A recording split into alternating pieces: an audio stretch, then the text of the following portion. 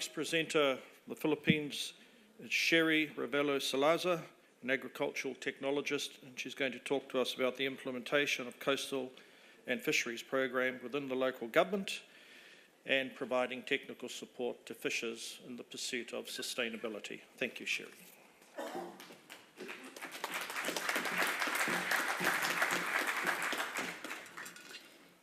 Good morning. May I thank everyone for having the privilege to share with you the journey of the fishers in Ayuki.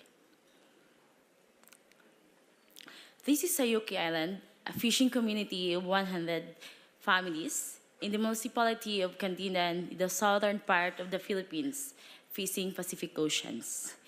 It is rich in corals, seagrass, and marine dives. And of course, happy and smiling people. But like many other places in the Philippines, it is overfished, and up until a few years ago, legal fishing was still happening there. I'm Ravelo Salazar, a fisheries technologist working in the local government. 5 years ago, I had a chance to work with RARE on a campaign for sustainable fishing on marine protected area in Ayuki Island. My first step was to understand the problem. There was a marine sanctuary in the island, and there was a small fishers association managing it, but they were not able to enforce it very well. Fishers keep on intruding into the no-take zone, and dynamite and compressor fishing was going on. Many other fishers also as well used the banned fishing gear known Danny sign. I talked to the fishers and conducted surveys and found out that while they know these practices were illegal, they felt that they had no other choice because they need to feed their families and have money to bring them to their children to schools. So the task was to convince our fishers in the community that marine protected area was crucial to their fishing and therefore their livelihood and the future of their families. We ran a pride campaign with materials and events to change the behavior of the fishers and the community.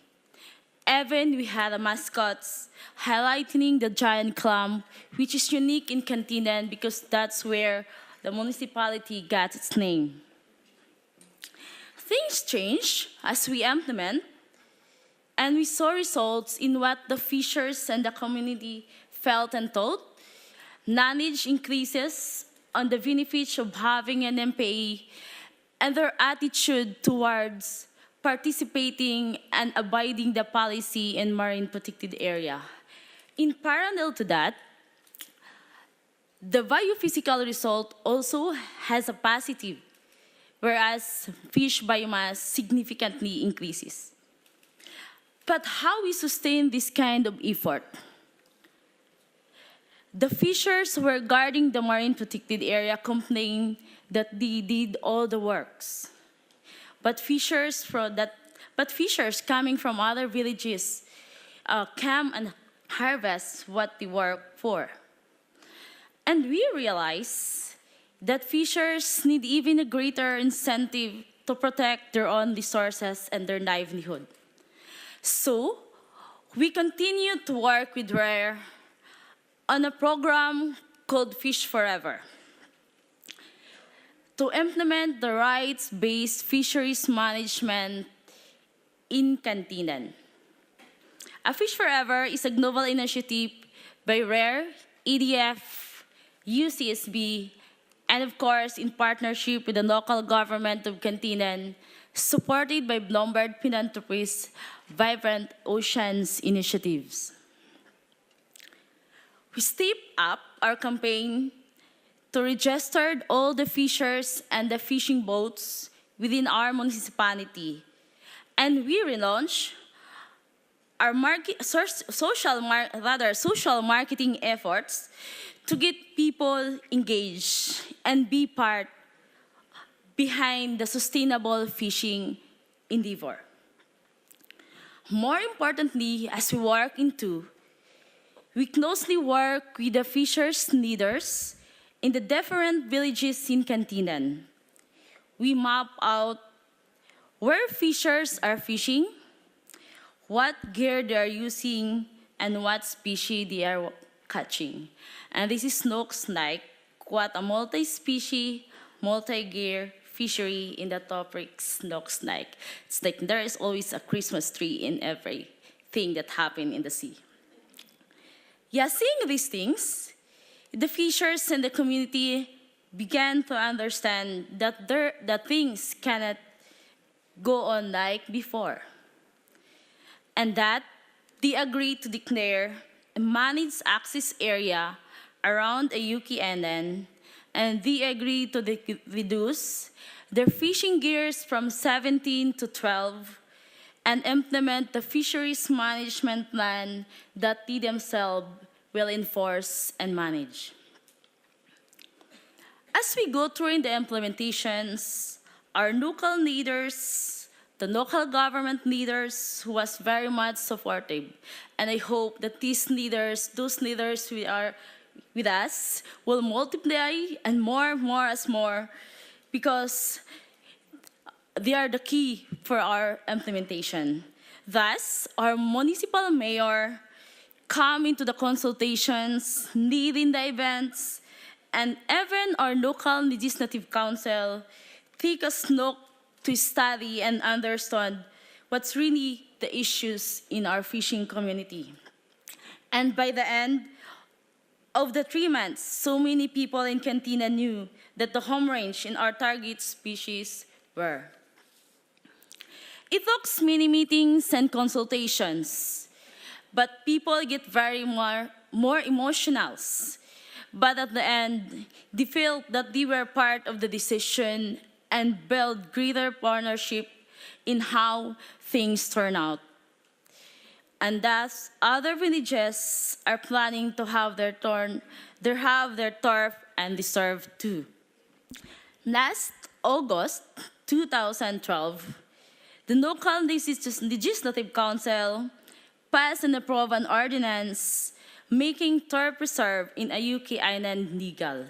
And that in the ordinance, they're creating a management body that oversee the management and implementation. And I hope, and I know that everyone will agree, that it will take time for the fisheries to recover. But I think Cantinan fishers now feel that they are in charge of their future. Thank you and good morning.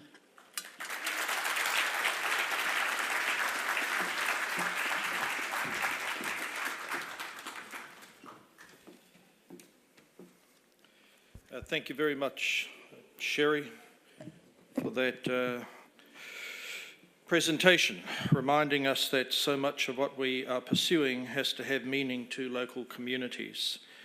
Right, we're at the point now where we're going to receive some announcements, but I'd like to hand out a prize and say to the 4 participants, it was Tiffany who stayed within the regulated time that I was asked to enforce. And Tiffany, despite your age, you have learnt what many seasoned global conference participants have failed to learn: a good speech never gets any better the longer it goes. Having said that, I shall now invite people from the floor to make announcements. I am required to advise you that your announcement should not comprise more than 2 minutes. But given I see my friend from Fiji, the Minister of Fisheries, I have further fears in that regard. Having said that, could I please invite Assistant Secretary for Oceans and International Environmental Affairs, Judy Garber.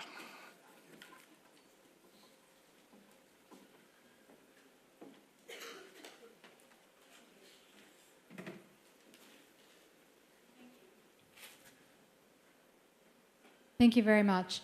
It was wonderful to hear what had to be said on the panel about local communities. And one of the ways that local communities can certainly be helped is with the community of technology. Because so much of what we're doing with technology is try to help the local communities be able to work on fisheries and other ocean issues. And I'm very pleased to announce that the Fish Hackathon, a public-private partnership that aims to capitalize on the expansion of mobile technology across the developing world to develop Sustainable Fisheries Challenge, is going to be continuing. Last year, the second annual Fish Hackathon took place in 12 cities around the world and resulted in 40 different apps using technology to help local fishermen and others be able to fish sustainably. We are going to be hosting the third Fish Hackathon this next year around Earth Day going forward. So we're hoping this is going to continue to be a great tradition and we can have a continued marriage of public-private partnership and partnership between the technology community and local communities to help address these many issues. Thank you.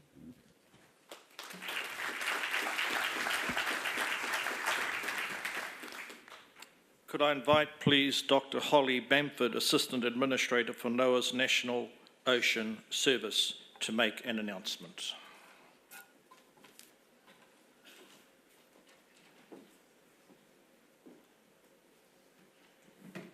Thank you, Ambassador, and thank you to the panel today for your excellent presentations. I don't want to talk too fast, but I got to get the 2 minutes in, so apologies if it's too quick. This conference has really stressed the importance of ecosystems in protecting vital ecosystems as well as the economies that depend on them. But there's a third dimension to this, as we heard from the panel, which is people and societies and local communities, and how ecosystems provide services beyond fisheries habitat, but they can provide protection to communities in terms of storms and water inundation and water quality. It's also important that we must observe the ocean so we as communities can react in times of difficult issues. 2 weeks ago, Chile saw an 8.3 magnitude earthquake off the central coast of Chile. Within 6 minutes of that earthquake, NOAA's Tsunami Warning Center in the Pacific was able to get warnings of a tsunami to Chile and the neighboring countries. And so I am very pleased to announce a relationship, an MOU, a Memorandum of Understanding, that we have signed with Chile that's going to look to test 2 new tsunami buoys off the coast of the Chilean Trench. Those buoys were actually deployed a week ago by the Chilean Navy Hydrographic and Oceanographic Administration. They put them out in the ocean so we can begin to test and look at tsunami warnings and seismic activity. The value of these 2 new buoys are that they're right over activities in the trench. They can provide earlier warning systems to local communities so they can prepare and be more resilient in the future to these issues. Thank you.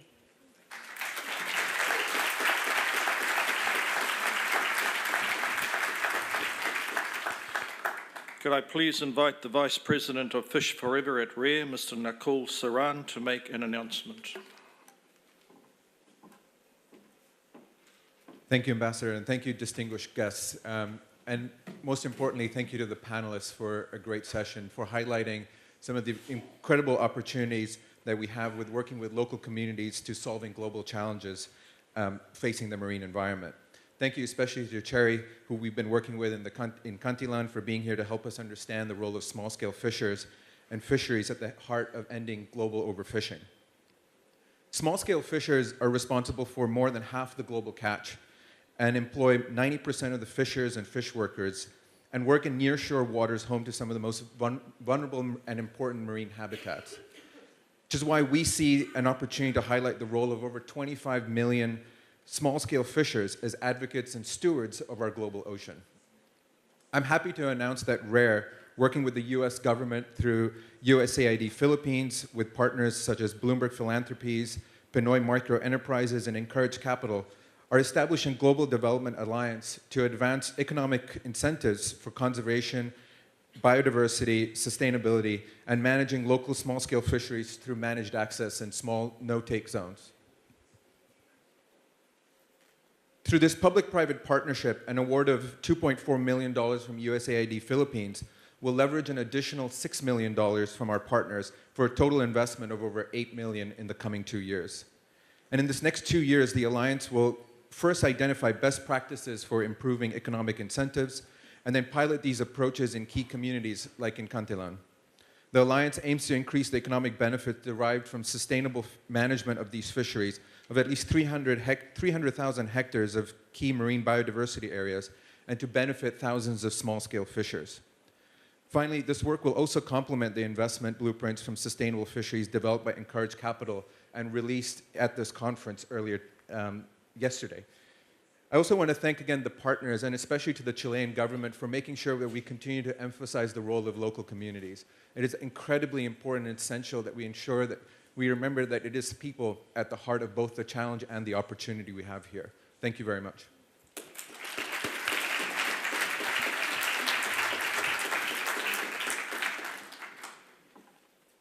Thank you. Our next announcement will come from the Minister of Fisheries and Forests for the Republic of Fiji, Honourable Seya Naikamu Bulavanaka.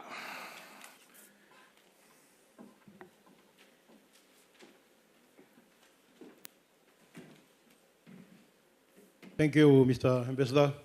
Excellencies, distinguished guests, ladies and gentlemen, Bulavanaka, and good morning to you all. Before I proceed, allow me, on behalf of my government and the Pacific Island states, to thank the U.S. Secretary of State for his contribution and commitment to the conservation of our ocean and seas. Fiji particularly welcomes the establishment of Sustainable Development Goal 14 on the conservation and sustainable management of ocean and seas. Our destiny is shaped by the ocean in which we are set, but we also welcome it as citizens of this earth because the health of the ocean and seas is vital for everyone. In the Pacific Ocean for too long, now we have observed the decline in our ocean's health as evidenced by dying coral, marine pollution, damaged coastal ecosystem, declining fish stocks, and ocean acidification.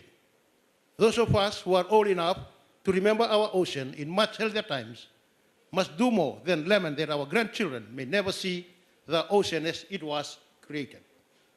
We must do all we can to make sure that they know the ocean as it was when our forebears bequeathed it to us.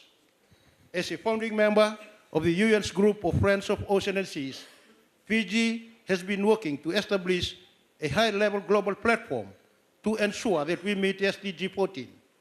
I'm proud to say that we have found a strong ally in the government of Sweden to establish the triennial UN conferences spanning the 15 years of 2030 Sustainable Development Agenda. These will be conferences for action, not talk. Governments, international organizations, scientists, business leaders, and others will gather at the 5 conferences to assess progress and hold all participants accountable for meeting targets. We will host the triennial conference in Fiji in June 2017. And all those dedicated to the integrity of the implementation of the ocean's goal will be welcome.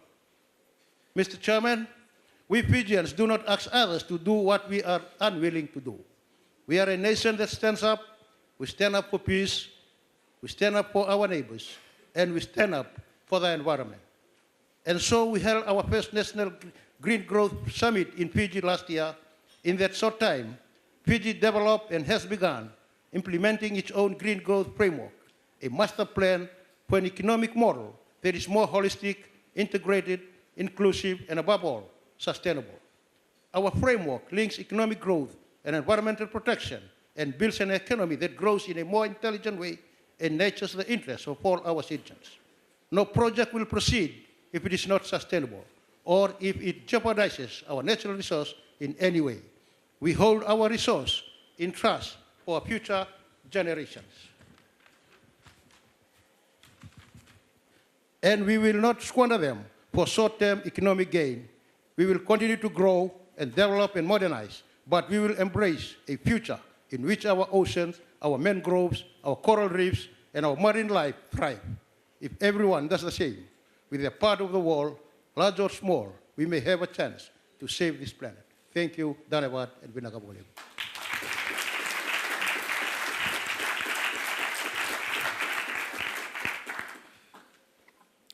Could I invite, please, with your support from India, Dr. Atmanand, who will announce a new program.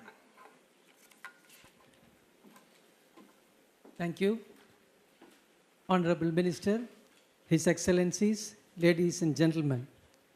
India has more than 7,500 kilometer coastline encompassing a variety of geomorphological and environmental settings.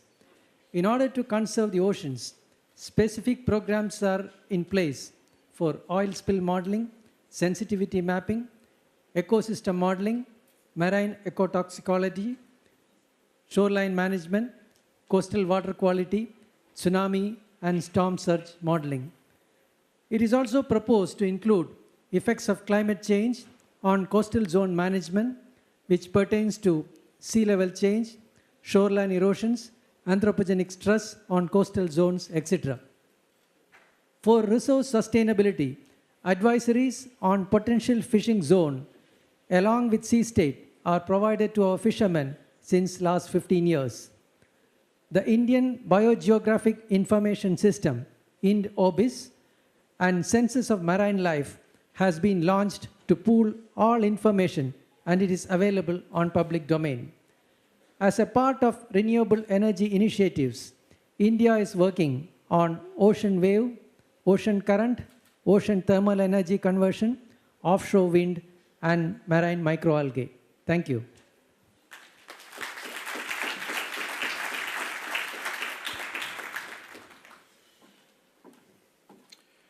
Right, folks, that brings us to the final point and what I think is within time. For those of you who have attended the session today, thank you for your support. Underlying the sentiments expressed during the last hour or so has been the importance of ensuring local communities feel a part of global action. To that extent, I'd like on your behalf to thank each of our 4 participants. In a funny way, they are a new generation, and a reference was made to the danger of swimming with sharks, as my erstwhile colleague, the Minister from New Zealand, would know. Those of us in politics swim with sharks every day. Thank you very much.